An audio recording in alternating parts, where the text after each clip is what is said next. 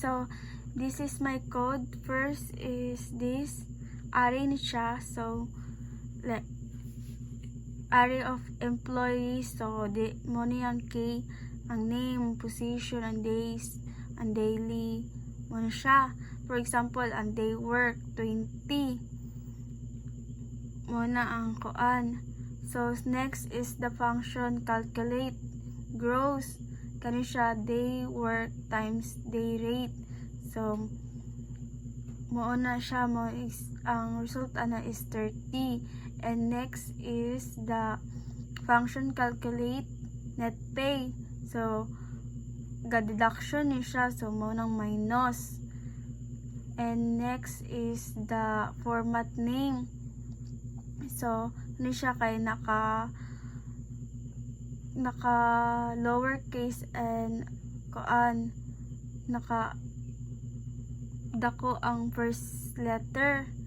And sunod the use sort employees using the comparison function kani. And dira siya deduction ang A, B employees being compared kani. Next is the equal siya, and then is if smaller, and then the highest max function. So then find the largest. There asa naman ko medyo nalibog ko. And then na side is the column of like instead of table, so nag-use lang ko ni column. Ayan siya. Okay, same sa example ni ma'am. And then next is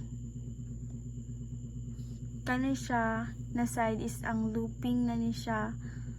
So loop through all the employees, then nag-calculate ni siya net gross and deduction, and then the rows na dayon, and then the number of format, and then if net. So kani siya kanang if and else dayon stop na dayon siya. So mo ni akong code, and then mo ni ang result. Mora to ma'am, thank you.